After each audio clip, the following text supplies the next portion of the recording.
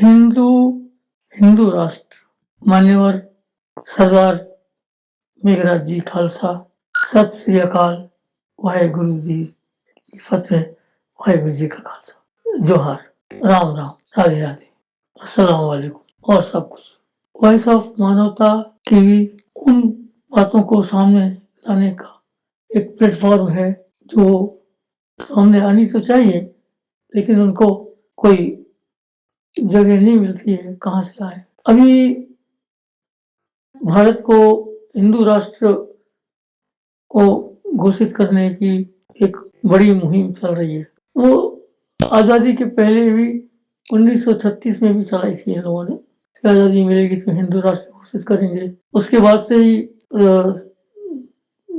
दूसरा पक्ष जिन्ना वगैरह भड़क गए उन्होंने कहा ऐसा है तो फिर हम आपके साथ नहीं रहेंगे तो मामला हुआ अब हिंदू राष्ट्र बनाना है ठीक है सबकी इच्छा है तो बनना चाहिए उसमें तो क्या बुराई है लेकिन पहले हिंदू राष्ट्र था और उसके प्रयोग को देखते हुए आगे विचार कर लेना चाहिए केरल में त्रावणकोर वो नाम्बियार और वो सब जो थे उच्च जाति के लोगों का राज्य था राजशाही थी तो शूद्र स्त्रियां थी उनको ब्लाउज पहनने का चोली पहनने का अधिकार नहीं था उनको वक्षस्थल खुला रखना पड़ता था ताकि जो ब्राह्मण लोग हैं उनको ठीक से देख सकें ये उनका धार्मिक व्यवहार था कि ब्राह्मणों को शूद्र स्त्रियों के स्तन देखने का पूरा अधिकार है और उनकी दृष्टि से वो स्तन कुछ पवित्र हो जाते होंगे या क्या होता होगा उनका तो वो देखना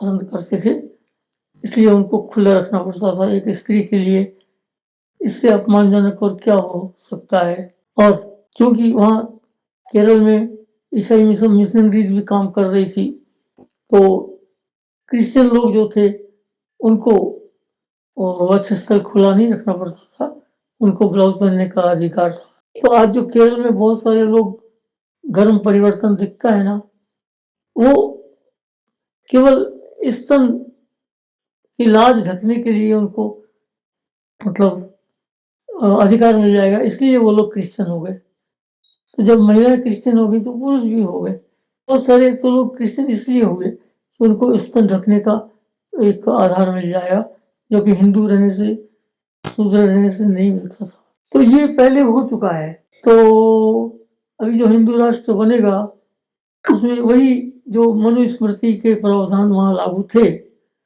तो वही तो फिर से उनका वो मंतव्य तो वही है वही लागू करना है दूसरा जो पेशवा पुणे में पेशवा मराठा राज्य था पेशवा सब ब्राह्मण थे उनका जब राज्य था तो शूद्रों के लिए तो अत्यधिक दुखद अनुभव रहा क्योंकि वो कमर में झाड़ू लटका देते थे तो जो आगे चलते जाए तो उनके पैर के कदम पूछते जाए मतलब उसमें कोई दूसरा पैर ना डाले एक हंडी गले में लटकानी पड़ती थी सभी शूद्रों को कि वो थूक भी जमीन पर नहीं जाना चाहिए वहां पर रहना चाहिए जो प्रकृति का बना हुआ तालाब झील उसमें से वो पानी नहीं ले सकते थे कहीं से पानी ले नहीं सकते थे तो क्या करें वो लोग तो ये सारे उन्होंने बनाए थे हिंदू राष्ट्र में शूद्रों का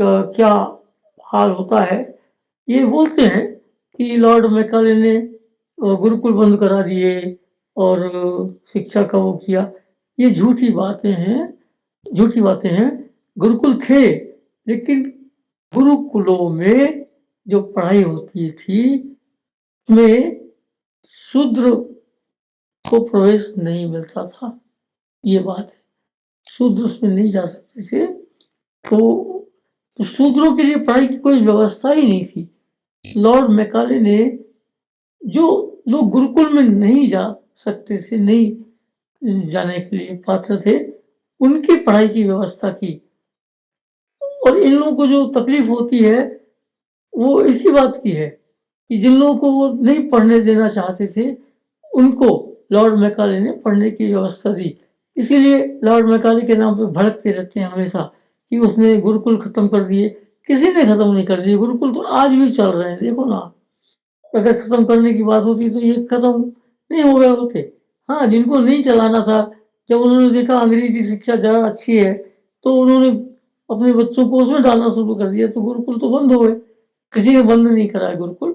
हाँ, उसमें वंचित वर्गों को प्रवेश नहीं था, उनके लिए पढ़ाई का कुछ जरिया करना है, लॉर्ड मैकाले ने ये किया।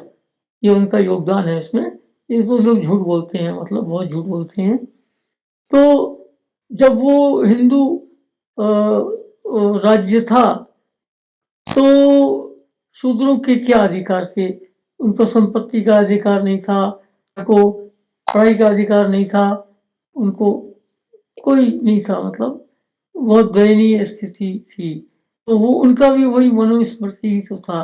तो अभी वो फिर मनुस्मृति जैसे पहले, तो अभी इनकी ताकत कम है, तो ऐसी-ऐसी बातें कर रहे हैं। एक योगी आदित्यनाथ जी हैं, मुख्यमंत्री हैं, वो बोलने लग गए हैं कि जाति-पाति सब खत्म कर दो, जाति-पाति कुछ नहीं होता। तो ऐसा कोई समझेगा कि देखो कितने अच्छे लोग हैं, जाति-पाति नहीं करेंगे, लेकिन उनका सारा व्यवहार जाति-पाति का ही है। ब्रजभूषण सिंह को उन्होंने पॉस्को होते हुए भी गिरफ्तार नहीं होने दिया, उसको बुलडोजर भी नहीं चलाया।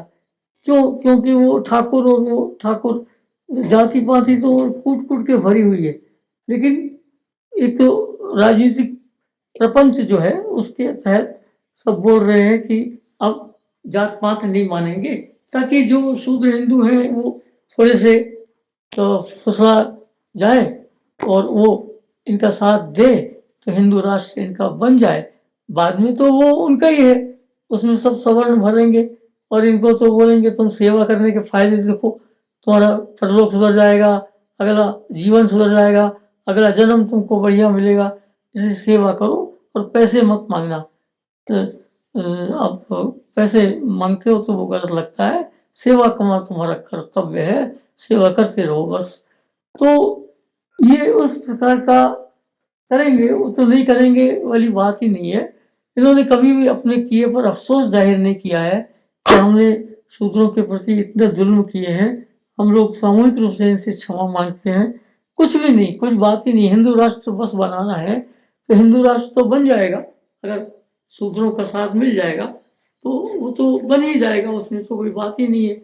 लेकिन बनते ही फिर वो क्या करते हैं, उन्होंने राम मंदिर में क्या किया, राम मंदिर में सब छोटी जात बड़ी जात सब मिल करके राम मंदिर के संघर्ष में लड़े, लेकिन जैसे ही मंदिर का काम हो गया तो राम लला ट्रस्ट बनाया और उसमें जितने भी पद थे सभी सवर्णों ने, ब्राह्मणों ने, ठाकुरों ने, बनियों ने भर लिए और उमा श्री भारती जैसे जिन्होंने पूरा अपना झोंक दिया अपने आप को आंदोलन में, उनको नहीं लिया उसमें। क्यों नहीं लिया? क्योंकि वो लोधी शूद्र है, उनको नहीं लिया उन्होंने।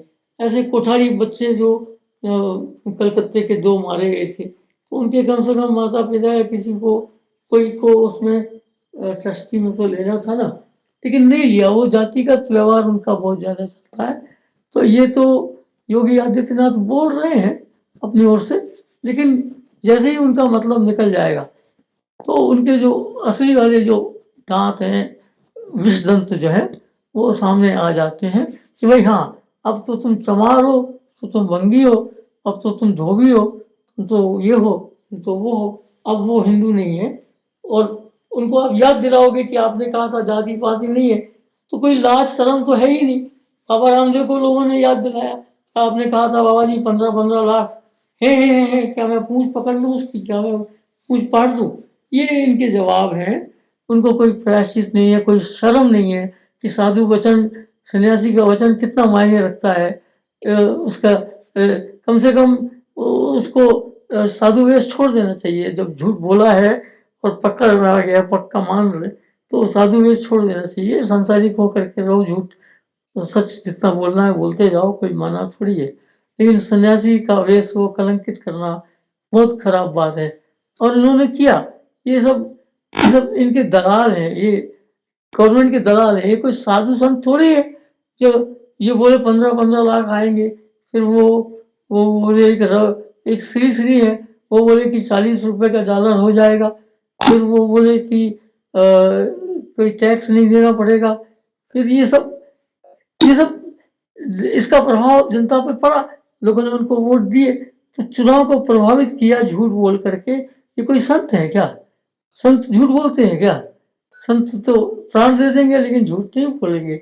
ये संत नहीं है, ये प्लांटेड उनके दलाल हैं, मतलब जो कोई भी प्रकार की ड्रेस पहना करके वो अलग अलग जगहों पर बैठा दिए जाते हैं, वो वैसे बैठे हुए हैं, वो और कुछ नहीं है उसमें।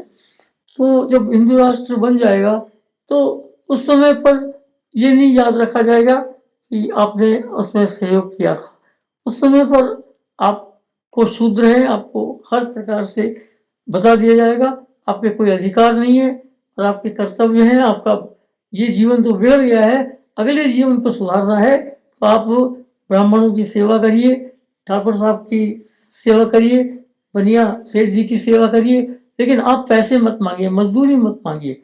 मजदूरी मांगने से आपकी सेवा का पुण्य खत्म हो जाता है, फिर अगले जन्म में आपका अच्छा जन्म नहीं हो पाएगा। इसलिए आप कुछ मांगिए मत। खाओ न पियो जुग जुग जियो, बड़ी बात है।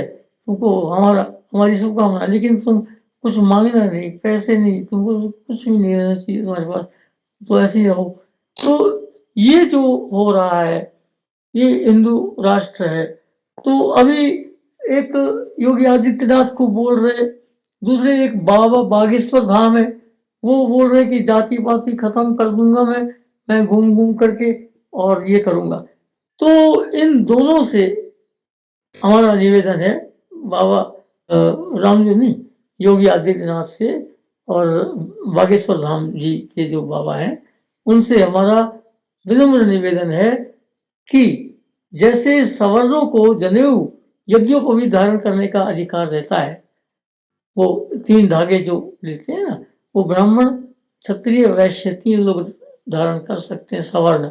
और जो अवर्ण है, शूद्र हैं, दलित हैं, वो भी आदिवासी है, एससी है, वो लोग नहीं कर सकते। तो जब आप जाति पाति खत्म कर रहे हो और उसके आधार पर कोई व्यवहार नहीं करोगे और हिंदू एकता बना रहे हो, तो उसमें ये प्रावधान करना चाहिए। क्यों नहीं किया गया उस पर भी विचार होना चाहिए कि जो है जो जनेऊ है वो अधिकार सबको दिया जा रहा है।